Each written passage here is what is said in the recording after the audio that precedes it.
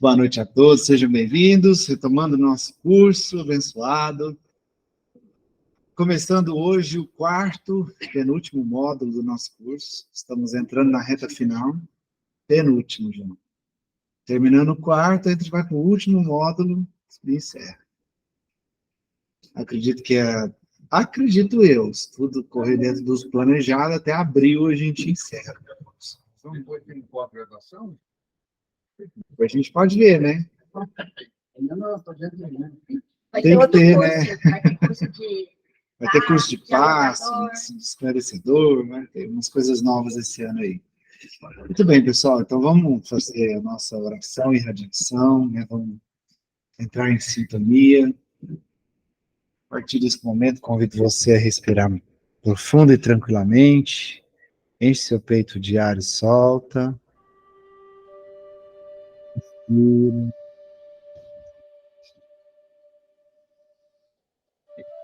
Enche o peito de ar e solta. Vamos começar relaxando o corpo físico. Iniciando pelos pés. Relaxe seus pés. Cada dedo dos seus pés. Vai subindo esse relaxamento ao longo do corpo, passando pelas pernas, quadril, abdômen, peito.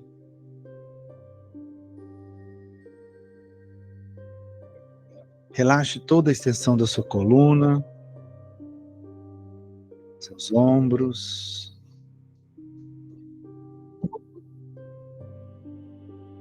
seus braços.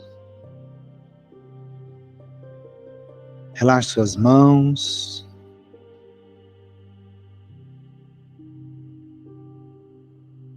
Respira. Enche o peito de ar e solta. Relaxe seu pescoço e nuca.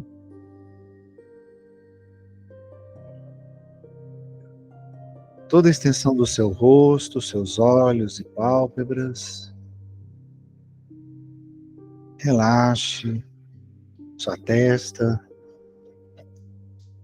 seu couro cabeludo.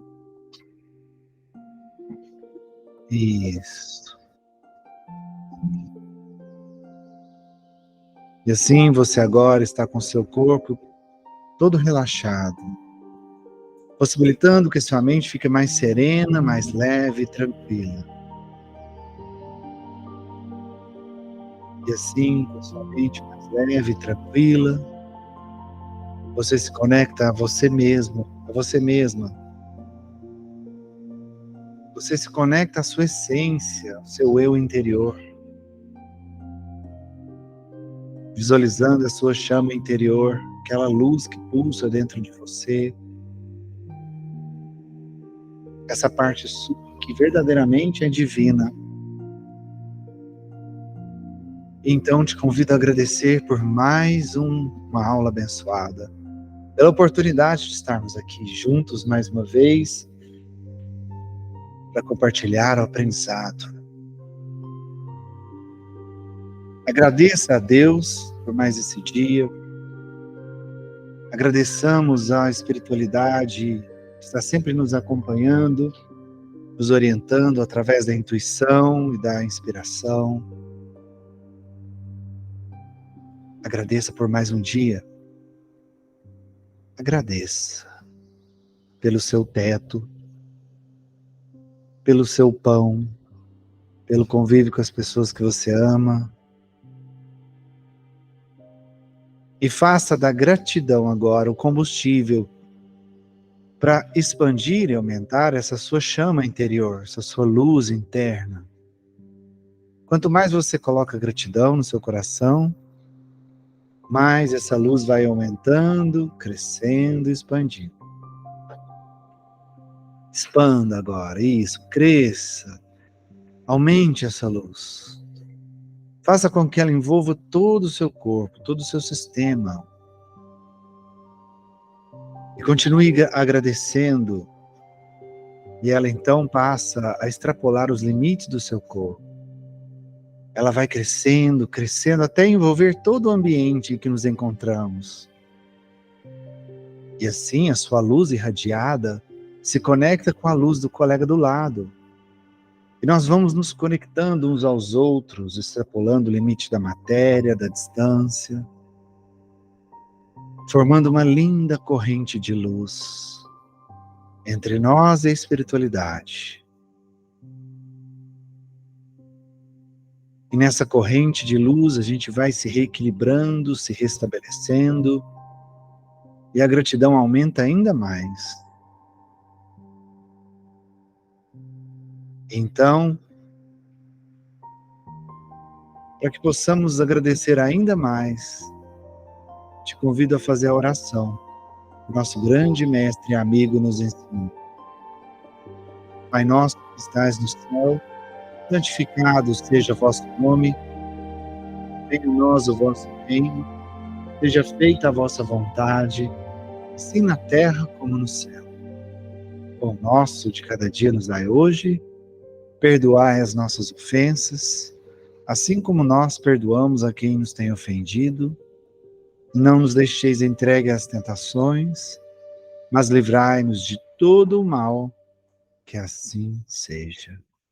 Respire mais uma vez, enche o peito de ar e solte e vai retornando para o seu corpo agora. Vai voltando para o seu corpo, percebendo seus membros, suas pernas e braços, o peso que ele faz na cadeira ou onde você estiver sentado, sentada, e respirando. Quando for confortável para você, você pode abrir os olhos.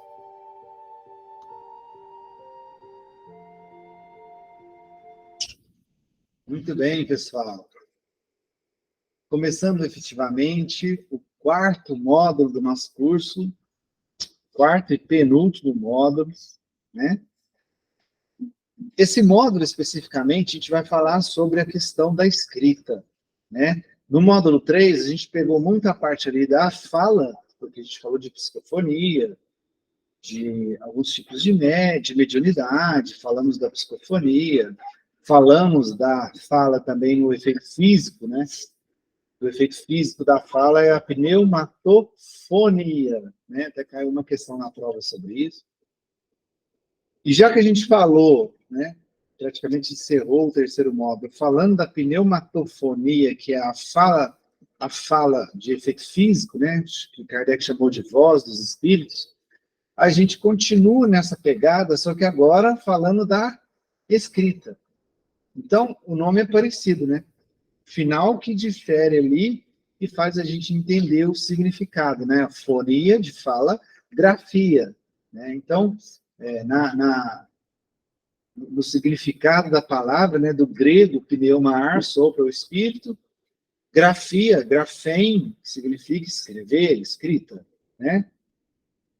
E esse fenômeno físico também conhecido como escrita direta, né? A pneumatofonia era a voz dos espíritos, porque era como se materializasse a voz de alguém num alto-falante, por exemplo, e todo mundo conseguisse ouvir. Na pneumatografia, é uma escrita direta. Peraí, como assim escrita direta? É a escrita que ela não vai depender de um médium para escrever, pegar na caneta e escrever. O texto aparece no papel, ou no lugar que ele tiver que aparecer. Por isso... Oi? Vou falar sobre isso daqui a pouco, dos 10 mandamentos. O texto aparece, ele aparece. Por isso é um fenômeno físico, não tem ali uma questão intelectual, de um médium recebendo a mensagem e transmitindo através da mão. Não. Aparece. Sem ninguém pôr a mão no papel, ou numa caneta, ou no lápis. Tá? Por isso é um fenômeno físico, e por isso Kardec chamou de escrita direta. Que aparece diretamente. Ah, quem apareceu? Olha quem apareceu! Que beleza! Daqui a pouco ela... Então, a escrita direta, né? Vamos às definições aqui. Larissa, está me ouvindo? Tava travando aqui, boa noite. Boa noite, que bom que você apareceu. Tô atrasada, mas cheguei. Tá bom. Então, voltando aqui, a gente está falando da pneumatografia, escrita direta, né? Qual que é a definição que Kardec traz para a gente? É aquela que se produz espontaneamente, sem o concurso, quer da mão do médium, quer do lápis, basta pegar uma folha de papel branco e depositá-la em alguma parte. E se houver condições convenientes, ao cabo de um tempo mais ou menos longo, encontram-se sobre o papel caracteres traçados, sinais diversos, palavras, frases e mesmo discursos. Essa definição está lá no Livro dos Médiuns, no capítulo 7, no item 127. Tá? Não usa mão do médium, mas precisa de um médium para... Sim, excelente. Como a gente estudou no módulo passado, é um fenômeno de efeito físico. Mesmo que não está usando a mão do médium na caneta, precisa do médium de efeito físico, doar os fluidos necessários para o espírito manipular a matéria e produzir esse fenômeno, né? Fala, Cláudio, boa noite. Estamos falando da pneumatografia. A gente tinha falado da pneumatofonia, da fala, agora é da escrita. Escrita direta. Então, o médium tem que estar no ambiente, precisa estar no mesmo quarto, no mesmo mais tem que estar no... Estando próximo, estando próximo, ele vai fornecer ali o ectoplasma, o fluido suficiente para que o espírito ali possa produzir esse fenômeno. Né? Como qualquer efeito físico. Qualquer efeito físico, ele parte desse princípio, que tem um médium de efeito físico ali por perto, doando o fluido necessário para ele se realizar, tá? Mas é fantástico esse fenômeno, né? Fantástico. Aqui na casa, não, mas eu vou dar um exemplo, vou mostrar para vocês um exemplo de um fenômeno clássico. Muito bem, então, o que Kardec nos fala, né? Como que é essa escrita? Vamos supor, você deixa um papel, aí de repente, você vai ali, a cabo de algum tempo mais ou menos longo, como diz Kardec, você pega aquele papel, tem o texto ali. Como é que aquele texto aparece? Ele aparece como se fosse uma substância cinzentada, sabe grafite? Ele aparece como se fosse grafite, ou pode aparecer como se fosse um lápis vermelho, ou pode aparecer como se fosse tinta normal, tinta de gráfica, que você manda imprimir. É só escrito, desenho, cura não. Pode ser qualquer coisa. Pode ser um rabisco, um traço, uma palavra, um discurso inteiro. Mas uma pintura assim, só com a mão do médium, uma pintura. Pintura não. Pode ser um desenho. Pintura não. Pode ser um desenho. Pode ser um traço. Pode ser um rabisco qualquer. Não é tão... Não é tão rico assim, a ponto de ser uma pintura, não. Porque esse fenômeno se dá mais com relação à escrita em si. Às vezes um traço, um rabisco acaba acontecendo, né?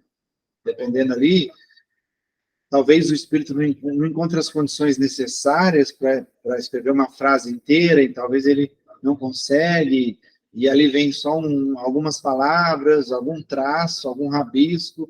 É igual um médium psicográfico quando está começando, às vezes ele não consegue dissertar um texto inteiro, mas vem palavras soltas, né? Então pode acontecer isso.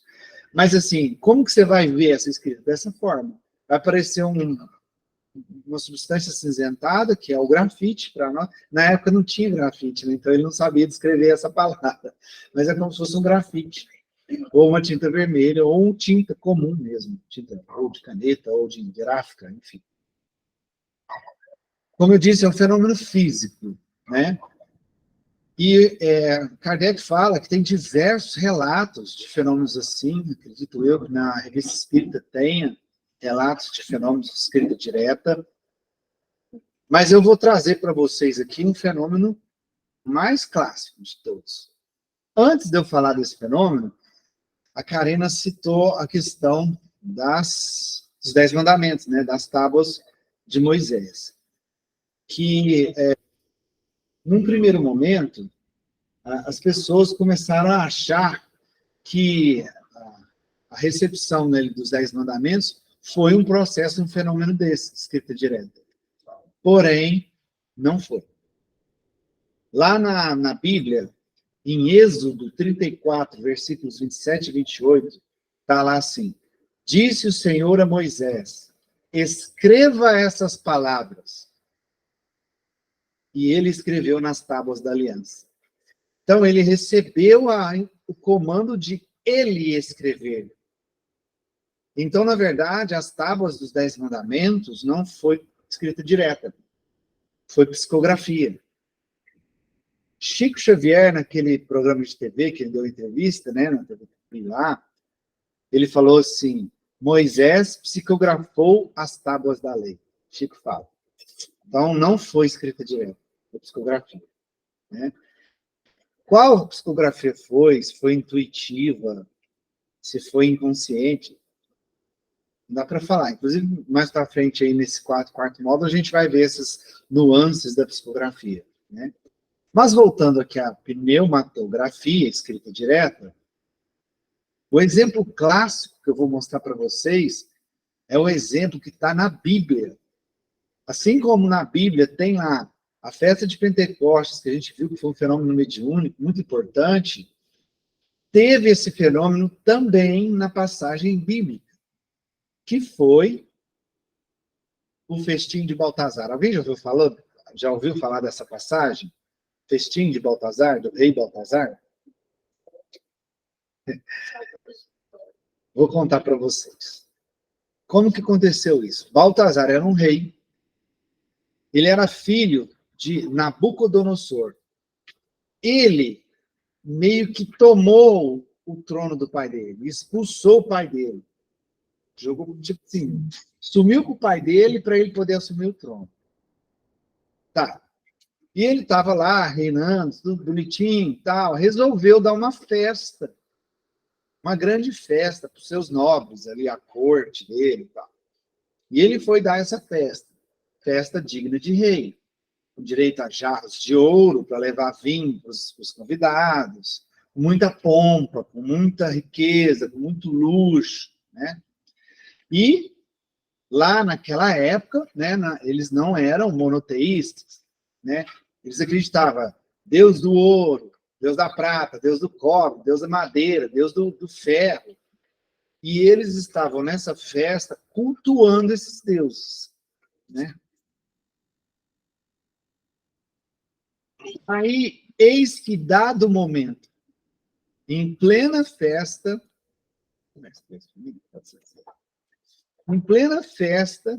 eis que em dado momento surge o fenômeno. Que fenômeno? Eu vou ler da própria Bíblia, tá? Está lá no livro de Daniel, capítulo 5, versículos 5 e 6. Ora, neste momento, eis que surgiram dedos de mão humana a escrever, de fronte do candelabro, no revestimento da parede do palácio real, na parede. O rei, à vista dessa mão que escrevia, mudou de cor. Pensamentos tétricos assaltaram. Os músculos de seus rins relaxaram-se. Acho engraçado ele falar desse jeito. E os seus joelhos entrechocaram-se. Ou seja, o rei fez xixi na roupa de medo. A hora que ele viu o fenômeno. Materializa uma mão, começa a escrever na parede. E aparecem símbolos na parede. Imagina você vendo, e todos que estavam ali, estavam vendo o fenômeno acontecer. Ficou cravado na parede os símbolos. O fenômeno típico de escrita direta, pneumatografia, né? Mesmo que teve uma mão aparecendo ali, teve uma escrita direta, sem intervenção de um médium, certo? Oi? Claro que não, é raríssimo. Ainda mais hoje em dia, né? Que os fenômenos físicos tendem a ser cada vez mais raros. Porém, aconteceu nesse fato histórico que está registrado na Bíblia, né? Quando eles viram aquilo e o rei ficou todo cheio de medos, né? Só que os símbolos que foram colocados na parede, através da pneumatografia, ninguém sabia o significado desses símbolos. Ninguém sabia o que significava. Então ele começou a chamar as pessoas que eram próximas a ele, os sábios ali, da corte, né? Sempre tem alguém que é um conselheiro do rei, e foi chamando as pessoas que eram sábias ali do castelo para decifrar aqueles símbolos. E ninguém conseguia decifrar. E aí, então, ele chamou o tal do Daniel. Lembra da passagem de Daniel na Cova dos Leões? É esse Daniel, só que foi antes da Cova dos Leões. Até então, ele não era muito chegado ao rei, mas depois desse episódio, ele se aproximou muito do rei. Ele era considerado possuído pelos espíritos dos deuses, porque ele tinha uma sabedoria muito além do tempo dele, tinha uma inteligência fenomenal. Então o rei mandou chamar ele para que ele pudesse decifrar aqueles, eram 3 símbolos, que ele pudesse decifrar os 3 símbolos. Inclusive, gente, essa gravura que eu coloquei aí para vocês, isso é uma pintura que lá do século XVII, se eu não me engano, na qual retrata esse momento ali do festim de Baltazar. Tá? É uma pintura. Então, voltando aqui, quais eram os significados dos símbolos? Aí Daniel revelou que o que está escrito se lê. Ó, eu não sei se pronuncia assim essas palavras, tá? Porque eu nem sei que língua era, mas, enfim, eu vou ler do jeito que está escrito, tá? Se lê Mené, Tekel e Perez. Eis o significado dessas palavras. Mené, Deus contou os anos do teu reinado e nele pôs um fim. Chegara o final do reinado do rei Baltazar. Segunda palavra, segundo símbolo, significava Tekel. Foste pesado na balança e considerado leve demais. Ou seja, ele foi julgado. Terceiro símbolo, Perez. Teu reino vai ser dividido e entregue aos medos e persas. Na verdade, era uma profecia, esses símbolos, dizendo que o reinado dele terminaria, que ele não teria sido digno, né, teria sido julgado, e o reinado dele terminaria. E na mesma noite, ele foi morto. O castelo dele foi invadido por esse povo aí, dos medos e persas, e ele foi morto na mesma noite. Então, foi uma profecia pouco antes, quando ela foi revelada, né, quando Daniel fez a leitura, no mesmo dia que ele fez a revelação da profecia, logo à noite, o castelo sofreu invasão e o rei foi assassinado. Então, era uma profecia que aconteceu. Então, foi também um fato registrado na Bíblia, comprovando o fenômeno. Né? Eu não tive a curiosidade de procurar na Revista Espírita. No Livro dos Médiuns, fala sobre a escrita direta em si, que é o fenômeno. Depois eu vou dar uma olhada para ver se tem algum relato na Revista Espírita contando algum caso parecido. Muito bem. Então, o que a gente pode entender nesse processo? Que a pneumatografia, ela é uma escrita materializada. Então, aqui a gente entra num assunto muito interessante, que a gente entra no assunto da materialização em si. Então, ela é um tipo de materialização, da mesma forma que se aparecer um espírito aqui, começar a conversar com a gente, uma aparição, fenômeno físico. Porque tem aparições, não sei se vocês já ouviram falar, tem algumas aparições que o espírito que aparece, ele toca as pessoas, abraça, pega na mão. Então, não é só uma aparição visual. Ele chega a ter tangibilidade, ou seja, você pode tocá-lo. Por isso fala materialização. Né? Se eu não me engano, o Chico participou de materializações, de sessões de materialização, né? Acredito eu que o Divaldo também. Aqui em Uberaba, a gente tinha uma casa, até pouco tempo atrás, que fazia trabalhos de sessões de materialização. Era a Casa do Cinza, não sei se já viram falar dessa casa. É aqui perto. Eles faziam. Mas é um processo, assim, gente, muito, mas muito difícil. Pensa, qualquer fenômeno físico, que a gente já falou aqui no curso, inclusive a escrita direta, já são difíceis e raros de acontecer. Os mais comuns, assim, que você ouve mais relatos, é a tipologia, de barulhos, sons, que se ouve depois não se sabe, não se identifica a causa física daqueles sons. Então, pode ser que sejam um fenômeno físico da tipologia. Ué, Oi? o marido da Meimei contou uma história, esqueço o nome dele, esse mesmo. Toda vez, o marido da Meimei, antes de morrer, ele contou uma história que o Chico fazia, né? Os efeitos físicos. Aí, o Emmanuel pediu para parar, que ele ia escrever os livros, né? Aí, só que aí, esse marido da Meimei, Arnaldo, falou para continuar, que eles queriam continuar com os efeitos físicos, né? Aí Emmanuel apareceu no efeito físico. Emmanuel se materializou. Ele apareceu, se materializou. Se materializou.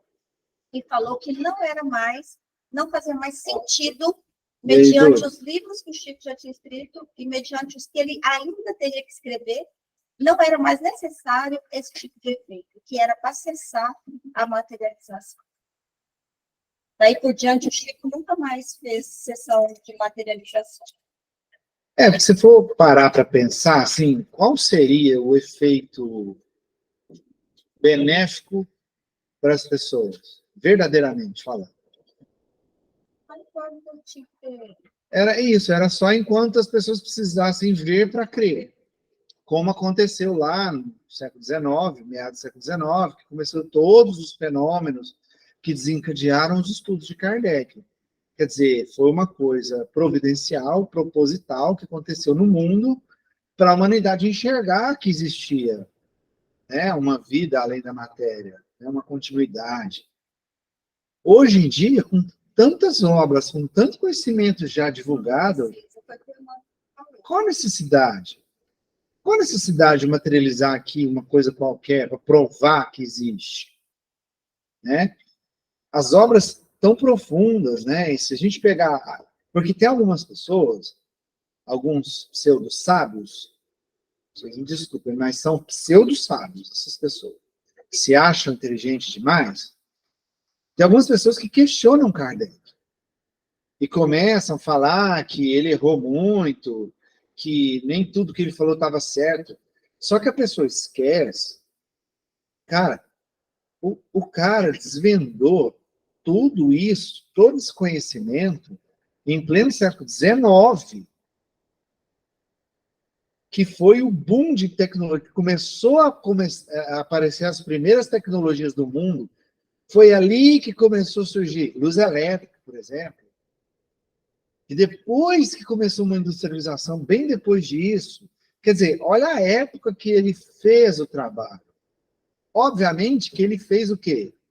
Um início. Ele preparou o quê? Um alicerce, um arcabouço para nós, para que continuássemos desvendando e aprofundando nos ensinamentos. Da mesma forma que Jesus. Jesus falou tudo? Óbvio que não. Ele veio e deixou um legado. Ele abriu o caminho. E falou, vai por aqui. Mas ele próprio, Jesus, falou que retornaria para completar. E nós sabemos que esse retorno dele se deu com a chegada do próprio Espiritismo. Mas Kardec, ainda lá, século XIX, gente... É a dificuldade dos espíritos para encontrar um médium para eles poderem... Nem tinha médium, tinha médium, mas ninguém sabia que era médium. Mas ninguém tinha conhecimento zero. Ele desbravou uma selva, uma mata virgem, inóspita, desconhecida para nós. É óbvio que ele não falou tudo. É óbvio que algumas coisas da obra básica, o Pentateuco de Kardec, ficou algumas questões para serem ainda resolvidas. Claro, óbvio. E aí esses pseudo-sábios vêm querendo, né, falar mal, falar que Kardec nem era estudo e tal. Aí vai pegar um machado e vai desbrenhar uma mata virgem, pra você construir uma pousada lá, para você ver. Isso é fácil, né? Ele fez tudo escondido, ainda porque naquela época tinha a repressão da igreja De Inquisição, católica em cima. Tanto é que queimaram os livros. Então, assim, aí veio o André Luiz, depois o Chico, né? O André Luiz não só ele, mas essa leva de espíritos que vieram através da mediunidade do Chico. Cara, você pega as obras de Emmanuel, de André Luiz, e tantos outros que vieram pelo Chico, que, assim, foi a pós-graduação do Espiritismo, né? Os livros aprofundaram em várias questões. A própria psicofonia foi aprofundada bastante com André Luiz, estudando a psicofonia, mostrando para nós como funciona. Quem falou de glândula pineal? André Luiz. Kardec não tinha noção disso ainda, né? Então, assim, a gente tem que respeitar, porque o que ele fez foi realmente algo... Imagina, você pegar algo do zero, do nada, e trazer à tona todo aquele conhecimento, né? Mas, então, aí a gente volta para a questão do fenômeno físico. Então, naquela época, era necessário, era preciso que as pessoas vissem para crer. Era preciso que a mesa saísse flutuando, batendo no teto. Era preciso que pessoas flutuassem. Teve casos, né? Na Revista Espírita fala de vários casos. Teve um padre que voava, né? Ele flutuava e foi até expulso da igreja por causa disso. Então, vários fenômenos aconteciam, e daí surgiram os filmes de terror, por causa desses fenômenos da época, né? Daí surgiram tantas superstições e lendas que a gente conhece hoje. Porque precisava que o mundo abrisse os olhos para isso. Hoje precisa. Quantas obras a gente tem? Pode falar. Outra coisa, esses pseudo-sábios, eles são tão assim, parece até que é a reencarnação de umbralinos, não é possível, porque lá eles são com certeza, todos nós. Inteligentíssimos. Aí, eles têm essa questão de falar Kardec ou Rustaing, né? Rustaing, você já ouviu isso? Não, eu não. Tem até umas obras dentro da federação que a própria federação mesmo, espírita, adulterou as obras, incluiu o Rustaing dentro das obras. Depois você procura. E isso é uma coisa, assim, até alguns amigos do Chico, que sabem como foi a obra, solicitou, o Chico ficou muito triste com esses acontecimentos. Chico rompeu algumas partes, ele ficou bem triste com esses acontecimentos. Tentaram colocar Rustaing, eu não sei se é Rustaing ou Rustaing, dentro, junto com Kardec. E tem uns pseudos que acham que Rustaing falou melhor que Kardec. Só que Rustaing, ele sonhava, né? Era outro pseudo-sábio. Aí eu falo um velho ditado, não sei se vocês já ouviram falar esse ditado, né? Depois que a onça tá morta, todo mundo é caçador. Mas vai matar a onça, vai sozinho. Vai lá enfrentar o bicho, né? Depois que tá a obra pronta, depois que ele sofreu tudo que ele sofreu, toda a dedicação dele para desbravar tudo aquilo, para trazer para a gente essa base, né, de conhecimento, aí fica fácil criticar. Aliás, é um grande dom da humanidade, né? Criticar algo que foi feito. Mas na hora de fazer, poucos são os que animam a enfrentar a mata virgem lá, para poder fazer a coisa acontecer. Filho bonito, todo mundo quer ser pai. Filho bonito, exatamente. Então, a gente sabe quão foi penoso para o Kardec, né? Quanto foi desafiador para ele, ainda mais ele, cientista cético, né? Então, ele é cientista e ele queria provar, mas ele, assim, não acreditava em nada sobrenatural. Quer dizer, por aí você já vê, não era um cara... tendencioso, né? Tem nada de sobrenatural. Ele foi tentar... Ele queria saber a causa daquilo. Por que acontecendo isso? Nem ele acreditava. Se não é um truque, o que está fazendo isso? Tem alguma lei natural aí que a gente não conhece que está fazendo isso. E acabou descobrindo. E acabou descobrindo. Pegar várias fontes, né? Vários médicos de lugares diferentes. Isso. Não tinha telefone, né? Era tudo em carta. Era no tete-a-tete ou pelas cartas, né? Porque de outros países. Sem falar da metodologia. Ele fazia a pergunta aqui. Vou sentar com o Lucas, com a Glaucia, com o João. Fazia a pergunta. A mediunidade deles trazia a resposta dos espíritos. Depois, daí uma semana, sentava lá com a Pâmela, com o Cláudio, com a Vilma, que nem conhecia os outros. Fazia a mesma pergunta. Comparava as respostas, para depois publicar. Você vê, olha o método, olha o trabalho. 1018 perguntas. Ele fez isso com todas. Fora as que ele descartou. Que ele viu que aquilo ali não estava legal. Né? Bom, voltando aqui à materialização. Alguém já viu algum processo ou um vídeo falando? Alguém já viu? Se você procurar no YouTube, você vai achar algumas passagens de situações de materialização. Cuidado com os fake news, né? Tem muita coisa aí, tem que tomar um certo No Rio cuidado. ainda Tem tem aquele... Tem do Chico, tá vendo uma. Tem uma lá do Chico. Até mano da UPAS. Teve um caso, vocês me desculpem a falha de memória, mas eu confundo muito Dr. Inácio com Odilon. Eu confundo muito. Mistura tudo os dois na minha cabeça. Eu não sei qual dos dois que foi. Eu acho que foi o Dr. Inácio. Teve uma história que ele foi acompanhar o féretro de uma pessoa, amigo do amigo, uma coisa assim. Ele foi lá e foi acompanhar o enterro. Beleza. E aí ele voltou para casa. Quando ele voltou para casa, alguém tocou a campainha. Se que ele entrou em casa, alguém tocou a campainha. E era um senhor pedindo comida, dizendo que estava com muita fome. E já era, tipo assim, 3 horas da tarde. Quer dizer, o almoço já tinha acontecido há muito tempo, né? Mas naquela época. Né? Aí ele falou para a mãe dele, tem uma pessoa pedindo, mas já guardei tudo e tal. Não, mas eu vou arrumar aqui. O tempo dela arrumar ali uma marmitinha, quando ele voltou e abriu a porta, não tinha ninguém. Se eu não me engano, esse caso está num dos livros dele. Que era um espírito que acompanhou o féretro. Quando a pessoa desencarna, ela ainda fica algum tempo, o corpo físico, ainda fica algum tempo liberando fluido animal, o ectoplasma, né? Então, esse ectoplasma, ele é a substância necessária para fenômenos físicos. Os espíritos mais materializados, que ainda estão presos à matéria, que sente frio, fome, tudo, sorve esse ectoplasma, como se estivesse se alimentando. Quando essa pessoa, parece que era um jovem, e jovem tem mais abundância. Então, quando foi enterrado, ele absorveu o ectoplasma do cadáver, e com isso ele conseguiu se materializar. E aí ele foi andando, e foi lá na casa do Dr. Odilon, do Dr. Inácio, e foi pedir comida, porque ele sentia fome, ele estava preso aqui.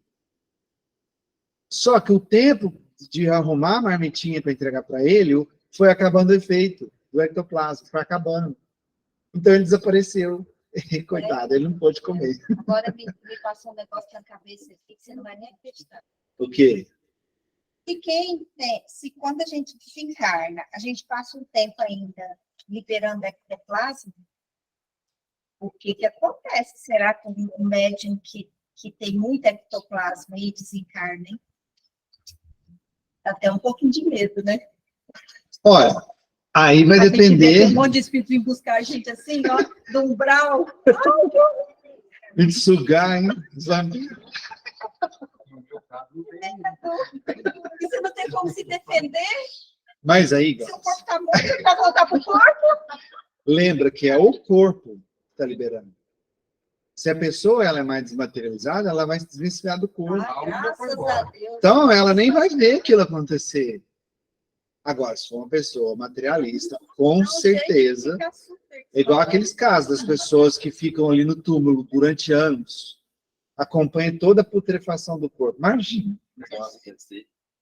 Acontece muito isso com os suicidas. E acontece muito isso. As pessoas materialistas têm uma tendência muito grande de passar por isso. Pelo apego à matéria, e ao próprio corpo. Imagina o sofrimento absurdo que é isso. Então, eu acredito que o ectoplasma é da mesma forma. Se a pessoa for despreendida, ela nem vai Vai perceber. ficar lá, Isso. eles vão fazer uso. O problema é deles. corpo já desligou do corpo. Então, eu estou falando aqui da materialização, porque a gente vai aprofundar um pouquinho agora na materialização.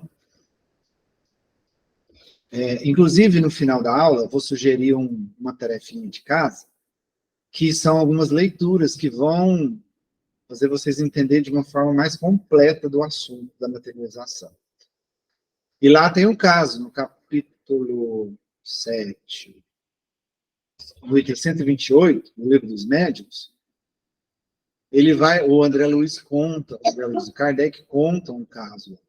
É um caso lá que ele fala da dificuldade da materialização. Perdão, não é no livro dos médiuns, não, estou confundindo as bolas. Missionários da Luz, que o André Luiz fala sobre um caso de materialização.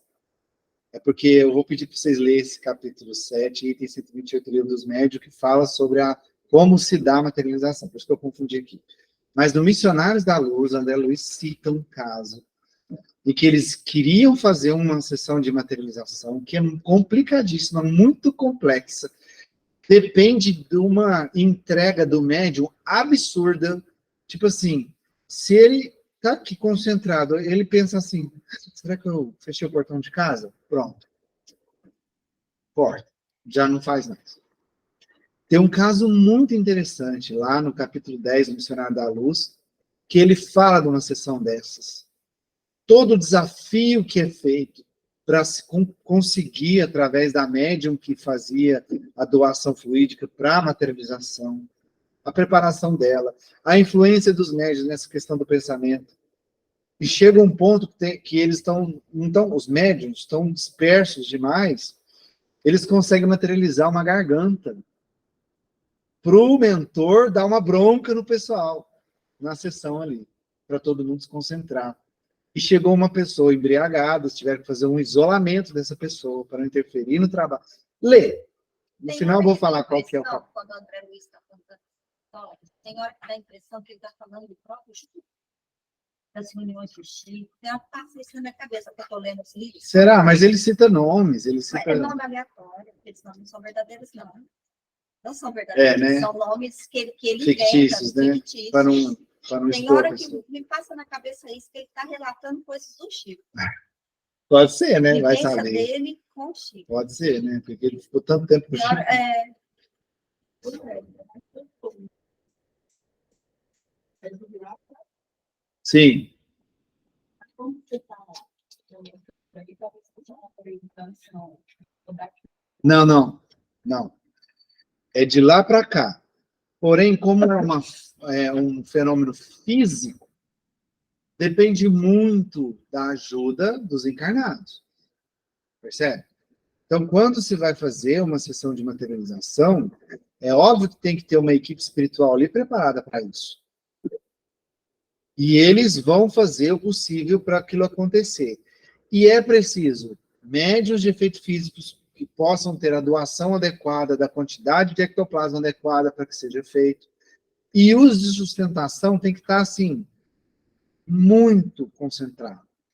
O pensamento não pode desviar um segundo.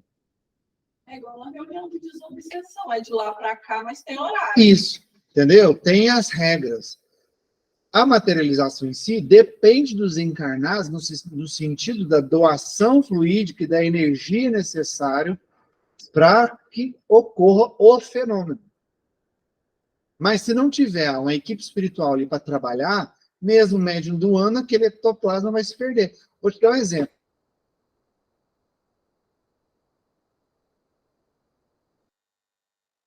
Alguém para colher meu sangue, para armazenar da forma adequada, vai adiantar? Eu tirar eu mesmo o sangue, jogar em qualquer lugar? Vai se perder o sangue.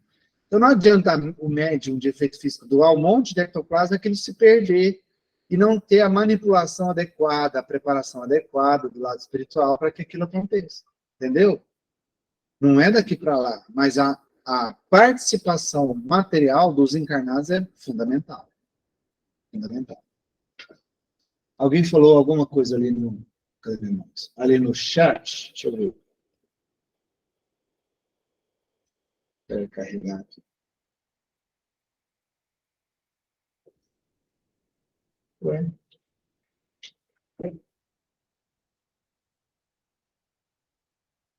Engraçado, não apareceu. Parece que a Silvana está falando. Pessoal, eu não sei por que não está aparecendo a mensagem no chat aí. Se alguém...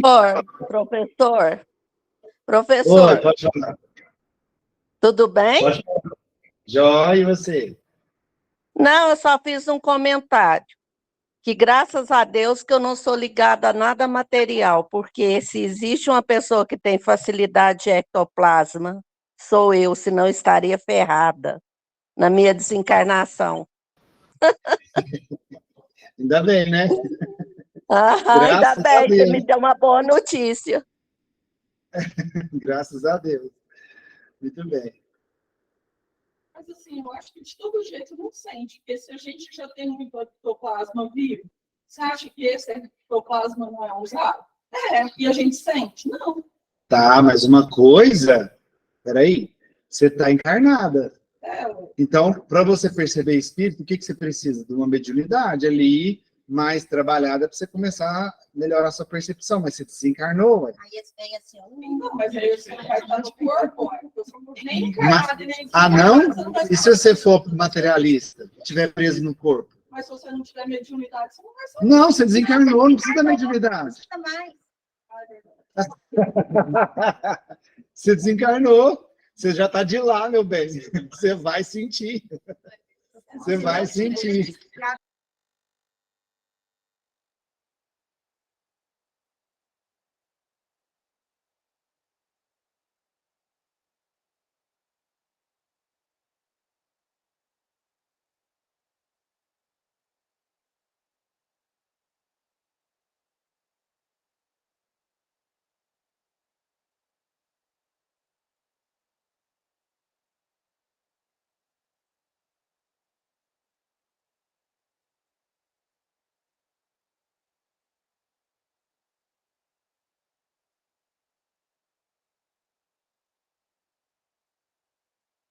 Pessoal, desculpa aí, acho que foi algum problema na minha internet. Vocês estão me ouvindo agora? Sim, então. Tá, desculpa aí, deixa eu voltar para a tela aqui, só um minutinho.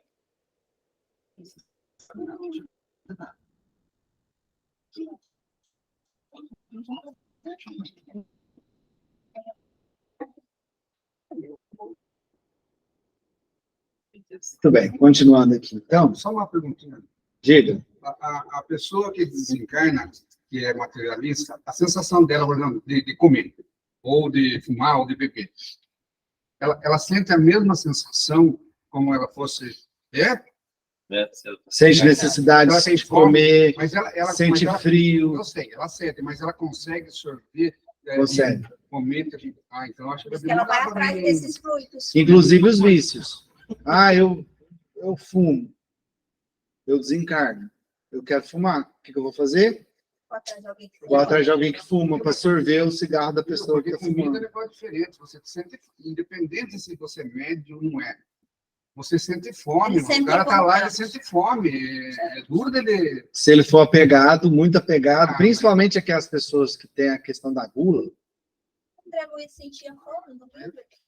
e muitos dos que estão sofrendo nas zonas umbralinas sentem muita fome. Eu tenho certeza que você sente fome. Tanto é que quando eles chegam, quando eles são resgatados, que chegam nas cidades espirituais, a primeira coisa que eles recebem é alimento.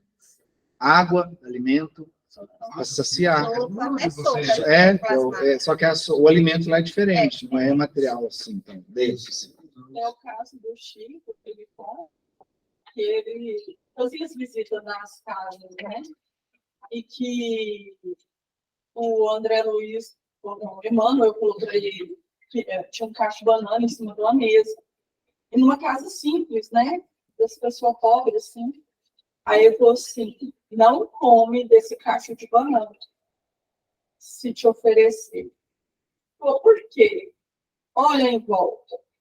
Aí tinha todos os espíritos lá em volta, sorvendo a comida. A energia. Sabe a louça suja que você deixa dormindo lá na pia da sua cozinha? Que fica aquelas panelas cheias de resto de alimento, lixo aberto. É isso mesmo. Em casa, uma semana. Os obsessores inferiores ficam ali sorvendo aqueles alimentos.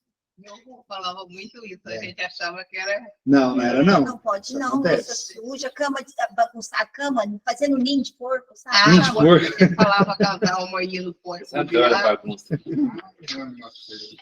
Gente, nós estamos Entulho dentro de casa, muito coisa interligados. Os entulhada. planos físico e espiritual é muito mais interligado do que a gente pensa. Mas a preocupação da gente é muito que eu lá, quando já for pra lá. Então, por isso que a gente está sempre ouvindo. De forma íntima, melhora esses comportamentos. Quando você levanta de manhã, você tem vontade de tomar café?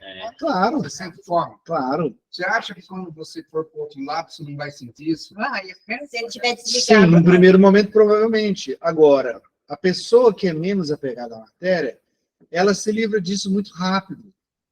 O Chico, por exemplo. Entendeu? E quem é bem desapegado nem sente necessidade quando chega de lá. É de cada um. Bom, voltando à materialização, Essa situação que você está colocando, eu me lembro quando eu trabalhava na instituição lá na casa do Jardim, um espírito que era materialista, mas era uma boa pessoa. Ele descobriu que tinha morrido porque ele não precisava mais de comer. Ele desencarnou e ele mesmo não tinha não necessidade. precisou mais de comer, nem de beber água, nem nada. E ele continuava vivo, mas não via, não sentia fome.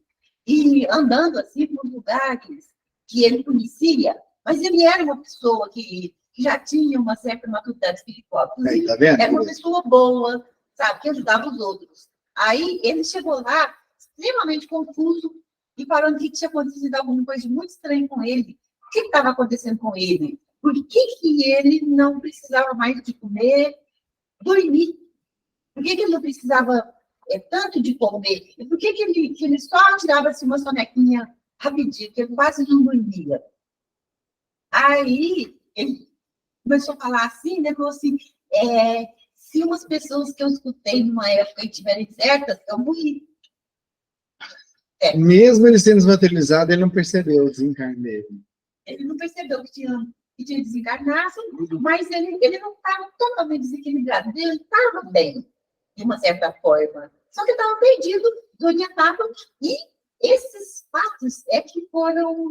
Ele, de uma forma inteligente, sabia que a gente precisa comer, que a gente precisa beber água, que a gente precisa dormir. E não estava acontecendo com ele, estava diferente. Estava muito estranho.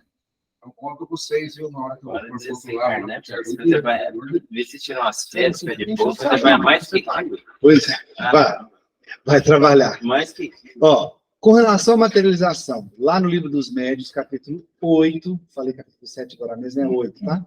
Capítulo 8, item 129. O espírito atua sobre a matéria, tira da matéria cósmica universal os elementos que necessite para formar à sua vontade objetos que tenham aparência dos diversos corpos existentes na Terra. Pode, igualmente, pela ação da sua vontade, operar na matéria elementar uma transformação íntima, que lhe dá propriedades determinadas. Esta faculdade é inerente à natureza do espírito, que muitas vezes exerce de modo instintivo, quando necessário, sem disso se aperceber. Continuando ali, os objetos que o espírito forma têm existência temporária, subordinada à sua vontade, ou a uma necessidade que ele experimenta. Pode fazê-los e desfazê-los livremente. Em certos casos, esses objetos, aos olhos de pessoas vivas, podem apresentar todas as aparências da realidade, isto é, tornarem-se momentaneamente visíveis e até mesmo tangíveis. Há formação, porém não criação, uma vez que do nada o espírito nada pode tirar. Nem os mestres. Isso. Eu ia falar exatamente isso. Como é que o espírito parece vestido? Como é que, se você vê o espírito, que ele quer se apresentar como ele estava na reencarnação dele, que ele era, por exemplo, um padre, um sacerdote, ele aparece daquele manto com a Bíblia na mão. Ou então, se ele era um soldado romano, com toda a paramentação do soldado, com espada e escudo. Como é que aparece escudo na mão dele? Vocês vão ver lá no Livro dos Médiuns, tem um caso da tabaqueira. Uma senhora que ela adoeceu e ela estava dormindo, e ela ficou de cama vários dias sem sair. E aí, teve uma noite que ela acorda e tem um senhor sentado na poltrona do quarto dela, olhando para ela, com uma tabaqueira na mão. É aquelas coisas de cigarro de antigamente.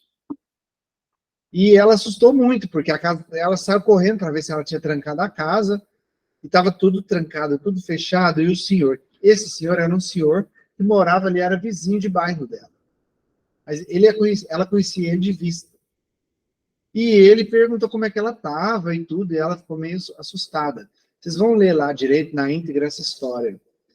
Então, como é que... E ele estava encarnado.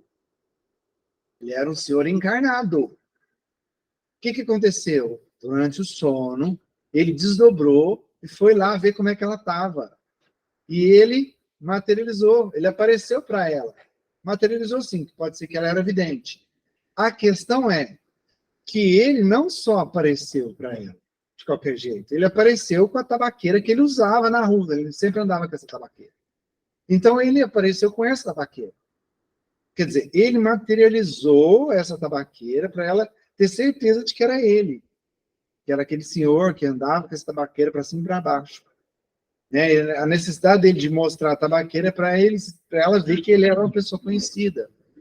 Né? No susto, ele imagina, se acordar com a pessoa no seu quarto. E aí ele queria saber dela, porque, na verdade, eles tinham um conhecimento espiritual entre eles. E, espiritualmente, ele estava preocupado com ela. Então, ele apareceu para ela. Isso que falou aqui, que Kardec traz, é a explicação desse fenômeno. O que o espírito faz? Lógico que a ajuda do ectoplasma de um médium efeito físico. Ele manipula um elemento universal. O elemento original da matéria, vamos dizer assim. Ele consegue manipular aquele elemento primitivo, original, e dele ele constrói e faz aparentemente as coisas aparecerem, materializarem. O de lá, plano espiritual. Por isso que tem as indumentárias, as vestimentas, as coisas, entre aspas, materiais, que acabam que são, né? Semi-materiais, como o perispírito, o próprio perispírito. Né? Então tem esse processo que é realizado dessa forma. O espírito, ele manipula, às vezes ele não tem o conhecimento de fazer isso. Não tem, ele não sabe como ele está fazendo, ele só sabe o que ele faz. É a mesma coisa quando você entra num carro para dirigir. Você sabe que o carro vai te levar para outro lugar. Você sabe como o motor funciona? Você sabe qual é a base de um motor funcionar? Às vezes você viu alguma coisa ou outra, mas se você abrir o motor, você é capaz de entender cada peça que está ali, você não sabe. Mas que o carro te leva, você senta nele e te leva e você sabe. Então, o espírito faz alguns efeitos, alguns fenômenos, ele faz instintivamente. Muitos não sabem responder como, eles só sabem o que faz. Né? E essa é a explicação, que ele manipula esse elemento primitivo, esse elemento universal da matéria, que dela surge toda a matéria que é existente no universo, ele consegue manipular usando do fluido do médium e da vontade dele para fazer esse fenômeno acontecer. Certo? Falando em vontade, aí eu entro no assunto que você perguntou, viu? É de lá para cá. A vontade do espírito. Vamos supor que eu sou um médium de efeito físico. E participei de algumas sessões de materialização. Eu falo assim, agora eu vou materializar uma flor. Vou ficar aqui até eu morrer. E essa flor não vai aparecer. A não ser que tenha alguns espíritos aqui que queiram me contribuir comigo nesse fenômeno para produzir essa flor, materializar essa flor.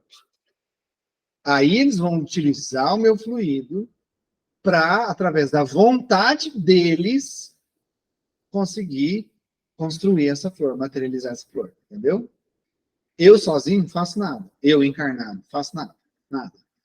Então, são elementos da vontade do espírito, fluido do médium, manipulação dessa matéria original, universal. Olha o tanto que é complexo. Eu acho que a nossa mente encarnada, mesmo ouvindo essa explicação, ainda fica meio assim, entender, né? Como é que você vai manipular um elemento universal, um elemento primitivo? Uma vez eu vi um livro que É uma espécie de química. É. Só que muitos fazem sem entender esse processo. Faz instintivamente, pela vontade. Oi. uma vez eu li um livro, não uso só os fluidos de nós, estilo da natureza também. Da natureza, do ambiente. Árvore, essas coisas, Do floresta. ambiente. Mas para produzir o fenômeno físico precisa do encarnado. O ambiente, a natureza, contribui. Nesse capítulo 10 que vocês vão ler, do livro Missionário da Luz, como aquele processo da materialização lá da sessão deu ruim, por causa dos médiuns, que não contribuíram suficientemente, eles fizeram um transporte. Eles conseguiram fazer um transporte. O que é transporte? Foi lá numa flor de um jardim de outra casa lá na rua, tirou a flor de lá e ela apareceu lá na mesa da sessão. Isso é transporte. É um tipo de materialização. É um tipo, mas não tão como criar do zero, né? Eles apenas pegaram a flor que já existia lá no jardim, transportaram lá para dentro da reunião. Agora, encarnados tem outros planetas também. Ah, sim. Sim. A encarnação, ela existe em... Todos os planetas passam por aquelas etapas de evolução que a gente falou lá na primeira aula. A gente falou que tem os mundos primitivos, prova, expiação, regeneração, feliz, divinos. Os mundos mais inferiores, do primitivo, prova, expiação, regeneração, ainda tem reencarnações. Dali para frente, começa a mudar essa história. Nos mundos felizes, o corpo físico, os mundos felizes que têm reencarnação ainda, o corpo físico deles, é mais sutil que o nosso perispírito. Então, é uma gradação, até chegar lá nos mundos celestiais. Aí é totalmente imaterial. Aí não existe matéria. Só imaterial. É só conexão com o alto, com Deus. Vai chegar. Vai um tempinho ainda, né? Então, gente, depende da vontade do espírito. E voltando na pneumatografia, entendendo esse processo da materialização, que a gente entende com um pouquinho mais de clareza como se dá a pneumatografia, que é uma materialização. Da mesma forma que materializa um objeto qualquer, uma sessão, eles utilizam dessa técnica aí para materializar o texto impresso no papel. Agora, uma escrita ali, um grafite, alguma coisa parecida num papel, é muito mais simples e muito mais fácil do que você, por exemplo, materializar uma flor, concorda? Então, é um processo muito menos complicado, complexo, que demanda fluidos e etc, etc. Porém, ambos dependem de todos esses processos, da vontade, de manipular esse elemento universal, de ter o fluido do médium de efeito físico, o ectoplasma dele para produzir o fenômeno, tudo isso. Porém, é raro, é difícil, mas existe. E o exemplo foi o que eu dei, um exemplo assim, que não tem incontestável, está na Bíblia. Foi lá no festim de Baltazar. Depois eu vou fazer umas pesquisas, se eu acho na Revista Espírita. Deve ter muita coisa prática lá. Ok, pessoal? Alguma dúvida? Não? Fala, Carmen. Eu posso chamar pneumatografia, né? Pneu? quando necessariamente todo mundo vê acontecer, como o exemplo que você deu ali de Baltazar, ou eu posso deixar uma folha, um lápis, aí todo mundo sai, depois a gente volta para esse. É o mesmo processo. Posso nomear da mesma forma. Tá. Não necessariamente. Geralmente acontece assim. Visualmente tem. Eu acho que o festim de Baltazar foi o único relato que eu acredito que eles viram acontecendo. A maioria das vezes é assim, você deixa o papel lá, depois na hora que você pega o papel, tá lá o texto. É mais difícil de ver acontecendo, o desenvolvimento daquilo, ver já o resultado, entende? Esse fenômeno tem muito pouco, né? Pouco. Conta, né? Porque hoje no século, hoje a gente não vê. Hoje não, mas na época de Kardec teve muitos. Hã? Foi só nessa época que aconteceu. Mais nessa época. Recente agora, do século XXI, eu não tenho conhecimento. É por isso que eu falei que eu quero ver na Revista Espírita se tem alguma coisa lá. Mas é da época de Kardec também, né? A Revista Espírita. Tem aquele centro espírita Lar de Frei Luís, no Rio de Janeiro, que eu já vi que eles fazem materialização até hoje. Ah, é? Lar de Frei Luís, depois que você pesquisa. É daquele médico famoso que escreveu a face oculta da medicina. Esqueci o nome dele. É um médico famosíssimo. Frei Luís. Frei Luís. Lar de Frei Luís no Rio de Janeiro. Eles ainda trabalham com materialização. Vou ver. Eles fazem cura com materialização. Tem um documentário, eu acho que é na Netflix, que fala dessas experiências aí, que eles falam que são paranormais. O americano chama tudo isso de paranormal, né, para eles. E é um documentário que fala dessa questão dos espíritos. Tem uma médium que eles vão acompanhando ela. Você já viu, né, Pamela? Você viu a parte de materialização? Lá também tem. Ela com aparelho para detectar? Tem também, mas tem uma parte que o espírito materializa, conversa com eles, tem uma mão, aí mostra lá a substância da materialização, uma substância esbranquiçada, como se fosse um gesso moldado, sabe? Aí mostrou, nesse documentário, mostrou uma mão, partes do corpo. Ele tem o tom esbranquiçado. Isso. O Paulo, ele chama Paulo Frutuoso. É um médico.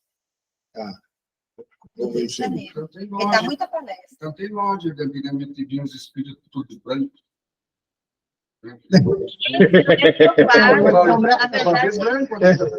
Nunca ninguém viu ela só. É branca por causa da luz. E por conta Dizer, mas não quero estar lá no lugar. Não quero estar lá com o escurinho, né? Né, Larissa? A Larissa tem um registro do escurinho andando na casa. Bom, a gente começou falando de pneumatografia, que é um fenômeno físico, e a partir da próxima aula a gente vai falar da psicografia. Vamos entrar na psicografia em si. A gente vai ver o processo, como é feito, vai entender como a gente estudou psicofonia, a gente vai estudar agora a psicografia, tá? A partir da próxima aula. Porque a gente está falando de escrita, a gente vai entrar mais a fundo na psicografia. Então, a atividade que eu quero deixar para vocês, vou colocar esse slide lá no grupo também, são leituras que vão complementar a aula, porque não dá para falar tudo na aula, nem uma hora só.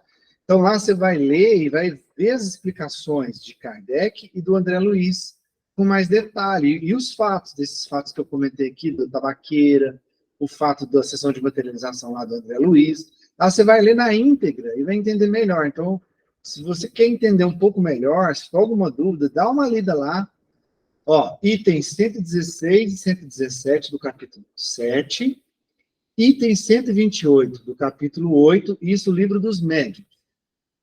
E no livro Missionários da Luz, é o capítulo 10. Leia o capítulo 10 inteiro, que ele inteiro é falando desse fenômeno lá da sessão de materialização. Tá? Lê para a gente depois comentar, se trazem, se ficar alguma dúvida, anota, traz na aula que vem para a gente comentar e tentar entender melhor, esclarecer. Essa escrita aí, Tá, é o exercício, deve ser o 13, né? E13. Mas eu vou pôr esse slide lá no grupo também, tá? Então, A materialização é quando mais de uma pessoa visualiza, ou na aparição, pode mais de uma pessoa ver também. fenômeno físico, seja qual for, todos veem. Todos que estão no ambiente vão ver. Qualquer fenômeno físico, inclusive a materialização. Porque se é só uma pessoa que vê, ali é evidência, é mediunidade. Intelectual, efeito intelectual. Entendeu? Então, se uma pessoa vê, já é materialização. É. Isso mesmo. Lembra lá no Pentecoste, as línguas de fogo descendo? Então, no caso de Bezerra de Menezes, que foi uma pessoa lá pedir para estudar, pagou a aula adiantada e nunca apareceu, é materialização. Sim, se todos viram, os alunos viram, todo mundo viu, materialização. No caso, não tinha ninguém. Era só ele, né? Aí é difícil, porque pode ser que ele... É. Se bem que eu não lembro se ele era vidente quando ele estava encarnado. Eu não lembro, eu acho que não. Não sei. Não sei se ele era vidente, não. Meu, será que... Então, tem essa também. Por que eu falo essa regra de mais pessoas verem? Porque é uma prova cabal. Agora, pode ser que só uma pessoa vê, mas a pessoa não é vidente, ela não é média de vidência, ela nunca viu espírito, ela nunca viu nada. E aparece para ela. Então é um fenômeno físico. Pode ser também que os espíritos... Só que é mais difícil de provar. Os espíritos intuíram esse moço para ir lá, talvez, também. Pode ser. Será que até o fim do curso, aqui na estudo, não vai ver? Você é São Tomé, ou Ribeiro? Mas vocês já viram porque vocês são médicos. Vocês são médicos de dentro, né? A sua esposa vê. Nossa, Cristiano. Você vê, você não vê? Não. Eu já tive alguns vislumbres de evidência, mas, assim, no meio da sessão, no meio do tratamento, aqui no centro, e, assim, a evidência que eu experimentei é a intuitiva, é a que vem interior. Eu vejo que a imagem que forma na minha cabeça, entende? Quando acontece, que é raríssimo comigo. Raríssimo, mas acontece. Ali na desobsessão, quando eu estou no esclarecimento, às vezes me vêm algumas imagens também. Mas na minha cabeça. E a crise, não, a crise é aquele vidente externo. Tem a sensação que é o olho físico que está vendo. Vê como se fosse... Vê como se fosse ela estivesse vendo a gente mesmo, encarnado. Ela vê assim.